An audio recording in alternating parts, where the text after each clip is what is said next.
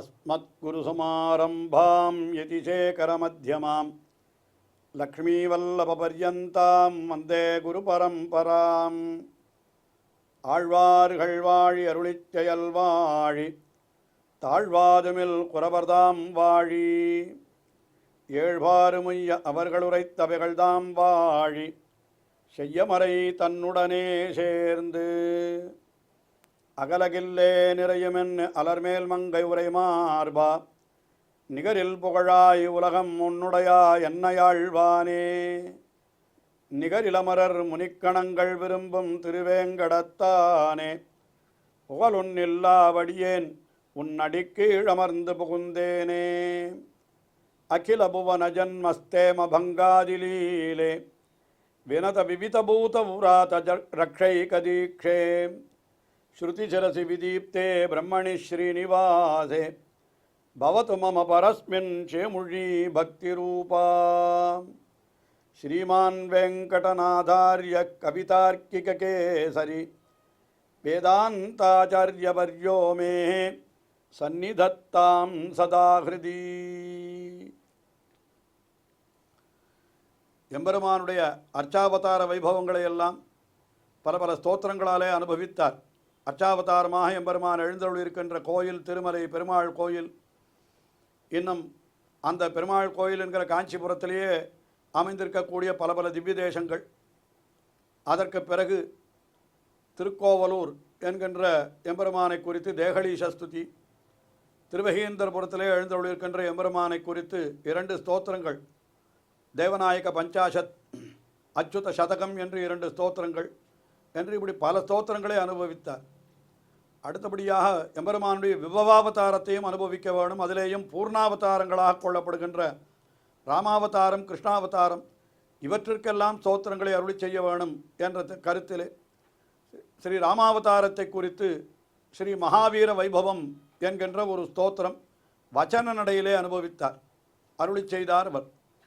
அடுத்தபடியாக கிருஷ்ணாவதாரத்தை குறித்து அவர் கோபால விம்சதி என்கிற ஸ்தோத்திரத்தை அருளி செய்திருக்கிறார். இந்த கண்ணபிரானுடைய அந்த அழகு, அது முதல்ல அவனுடைய அந்த கோபால விம்சதி என்கிற ஸ்தோத்திரத்தினுடைய முதல் பகுதியிலே சில ஸ்லோகங்களிலே அவனுடைய குழந்தை பருவ விளையாட்டாக வெண்ணெய் திருடினது, அப்பொழுது அவன் இருந்த நிலை என்பதையெல்லாம் அர்த்தம் கும்பே வினிகிதகரஹா சுவாது ஹையங்க வீணம் என்று இந்த ஸ்லோகங்களிலெல்லாம் அவன் வெண்ணெயை திருடின பொழுது அவன் எப்படி இருந்தான், நாதஸ்ய நந்தபவனே நவநீத நாட்டியம் என்றெல்லாம் அவனுடைய அந்த வெண்ணெய்க்காக அவன் ஆடின நாட்டியம் என்றெல்லாம் அந்த கண்ணபிரானுடைய வெண்ணெய் கழுவு செய்தம், அது சரித்திரம். அது மிகவும் சிறு பருவத்திலே செய்தது, அதை அனுபவித்தார். அதற்கு பிறகு அவனுடைய யவ்வன பருவத்திலே அவன் எப்படியெல்லாம் விளையாடினான் என்று அதையும் சேர்த்து அனுபவித்தார். புல்லாங்குழலை ஊதிக்கொண்டு அங்கே இருக்கக்கூடிய கோப கன்னிகைகள் அத்தனை பேருடைய மனதுகளையும் கவர்ந்து கொண்டு அவன் எவ்வளவு அழகாக விளங்கினான் என்று அதையெல்லாம் அடுத்த சில ஸ்லோகங்களிலே தெரிவித்தார். இப்பொழுது இந்த ஸ்தோத்திரத்தினுடைய 20வது ஸ்லோகம், இதையே நிறைவு ஸ்லோகம் என்று கூட சொல்லலாம். அப்படிப்பட்ட ஸ்லோகத்தில் என்ன தெரிவிக்கிறார் என்றால், அந்த குழலை ஊதி ஆயர் மாதர்களுடைய மனங்களை கவர்ந்தது மட்டுமல்ல, அவர்கள் நீராடச் சென்ற பொழுது அவர்களுடைய அந்த வஸ்திரங்களையும் கவர்ந்தான். வஸ்திராபகரணம் என்னே ஒரு சரித்திரம் ஸ்ரீவிஷ்ணு புராணம், ஸ்ரீ பாகவத புராணம் முதலான விஷயங்களிலே தெரிவிக்கப்பட்டிருக்கிறது, புராணங்களிலே தெரிவிக்கப்பட்டிருக்கிறது. அதாவது ஆயர் பெண்கள் நீராடச் செல்லுகிற பொழுது தங்களுடைய ஆடைகள் அனைத்தையும் களைந்து வைத்துவிட்டு அவர்கள் நிர்வாணமாகவே நதியிலே நீராடச் சென்றிருக்கிறார்கள். ஆனால் அதை வேடிக்கையாக சொல்லுவதுண்டு, சாஸ்திரத்தின் பிரகாரம் ஆடை இல்லாமல் ஒருத்தர் நீராடவே கூடாது. அது சாஸ்திரத்திலே தடுக்கப்பட்ட விஷயம். அது ஆடை அணிந்துதான் நாம் நீராட வேண்டுமே தவிர ஆடை இல்லாமல் நீராடக்கூடாது. அதை இவர்களுக்கு உணர்த்த வேண்டும் என்பதற்காகத்தான் அவன் இப்படி செய்தான் என்று கூட பெரியவர்கள் சொல்லுவதுண்டு. ஆனால் அதுவும் ஒரு அழகான விளையாட்டு அவனுக்கு, கண்ணபிரானுக்கு, அந்த வஸ்திராபகரணம் என்கிறது. ஆண்டாள் கூட ஒரு 10 பாசுரம் அவள் பாடியிருக்கிறாள் தன்னுடைய நாச்சியார் திருமொழியிலே. அவனை பார்த்து என்ன சொன்னாள், கோழி அழைப்பதன் முன்னம் குடைந்து நீராடுவான் போந்தோம், ஆழியன் செல்வன் எழுந்தான், என்ன பண்ணினான், அங்கேருந்து வந்து தன்னுடைய வஸ்திரங்களை எல்லாம் அபகரித்தான். எம்பெருமானே குறுந்திடை கூரை பணியாய், குறுந்த மரத்திலே எழுந்தருளிருக்கின்ற எம்பெருமானே என்னுடைய வஸ்திரங்களை நீ கொடுத்து விடு என்று ஆய்ப்பெண்கள் அவனை பிரார்த்திப்பதாக அந்த ஆயர் பாவனையிலேயே ஆண்டாள் 10 பாசுரங்களை பாடியிருக்கிறாள். அந்த வஸ்திராபகரண சரித்திரத்தை இந்த 20வது ஸ்லோகத்திலே அழகாக வர்ணிக்கிறார் வேதாந்த தேசிகன்.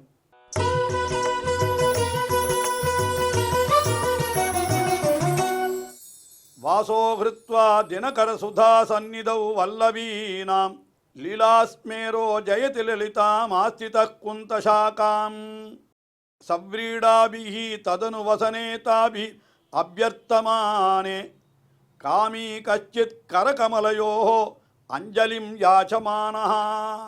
அதாவது இவன் எங்கே சென்னான் என்னால் அது தினகர சுதா சந்நிதௌ.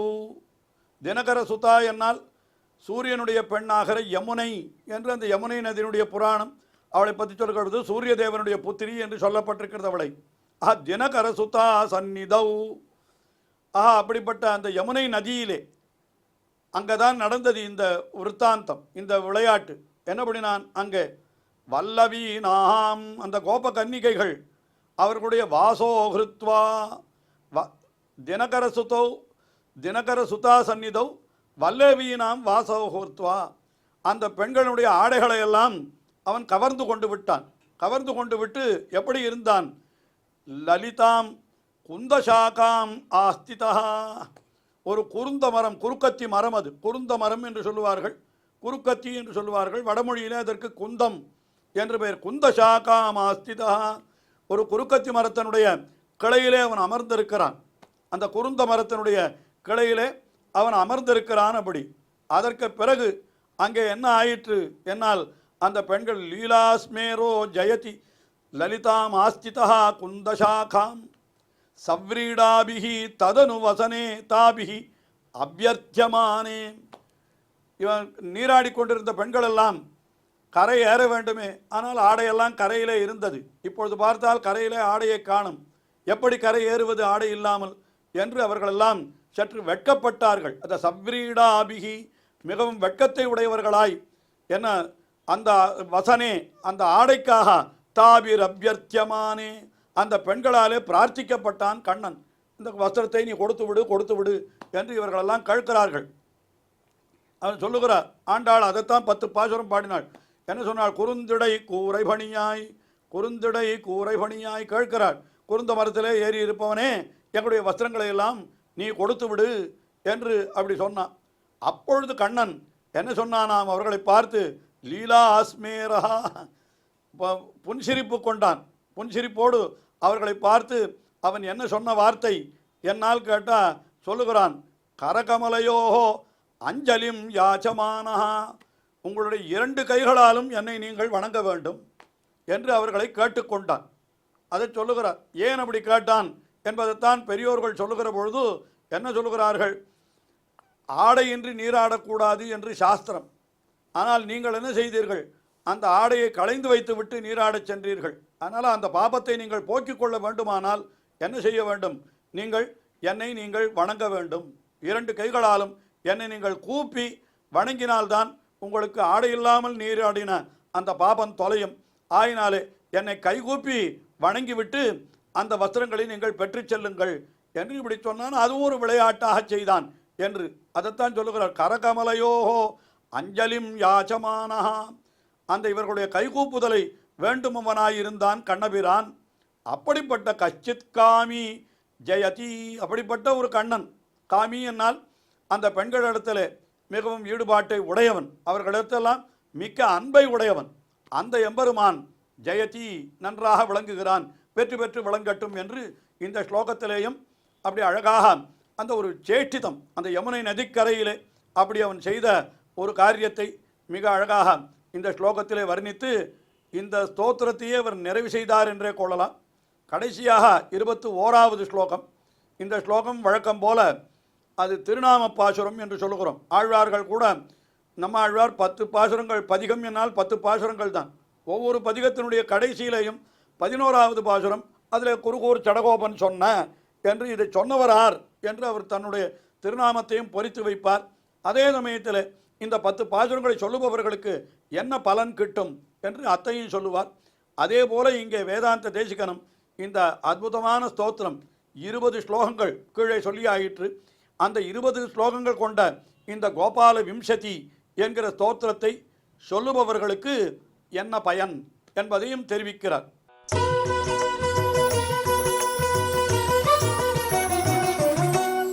இத்யனன்ய மனசா விநிர்மிதாம் வெங்கடேஷ கவினா ஸ்துதிம் படன் திவ்ய வேணு ரசிகம் சமீக்ஷதே தெய்வதம் கிமபி யவ்வத பிரியம்.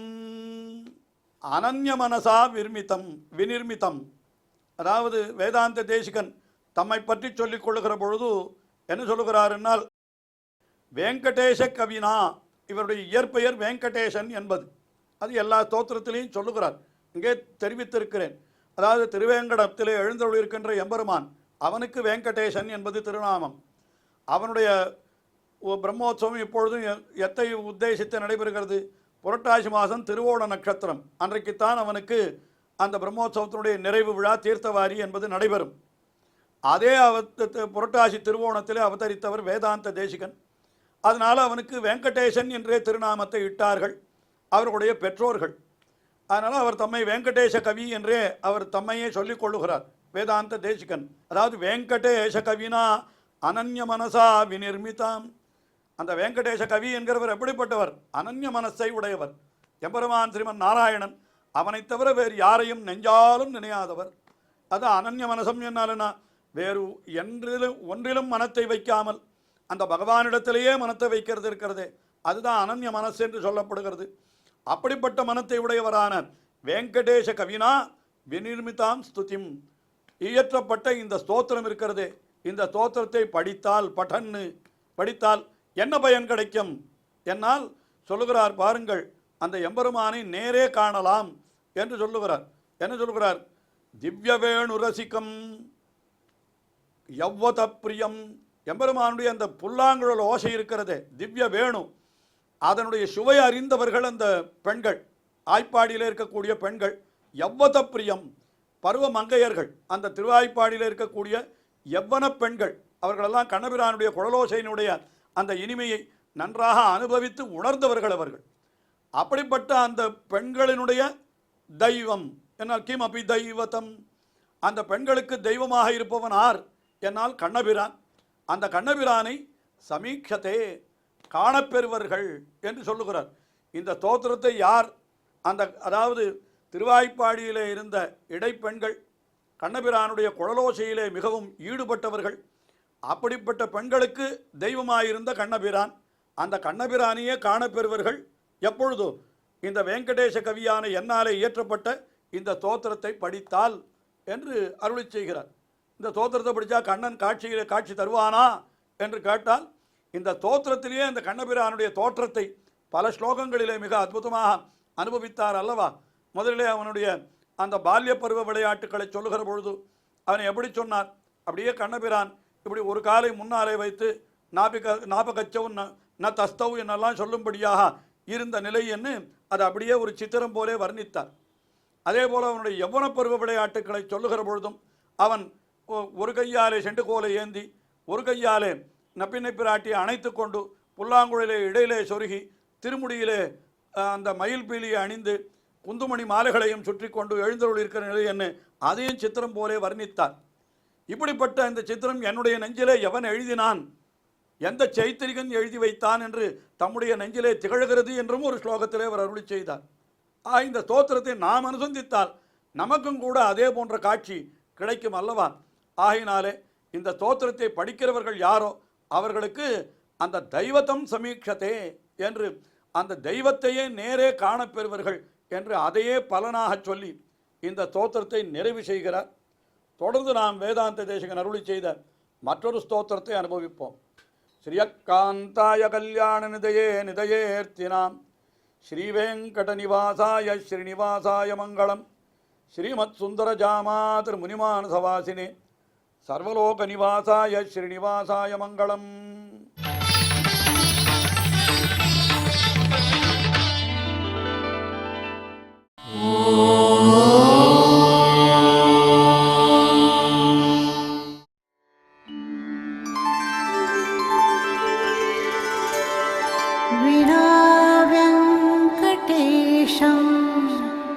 ननाथो ननाथः सदा वेङ्कटेशं स्मरामि स्मरामि। हरे वेङ्कटेश प्रसीद प्रसीद। प्रियं वेङ्कटेश प्रयच्छ प्रयच्छ।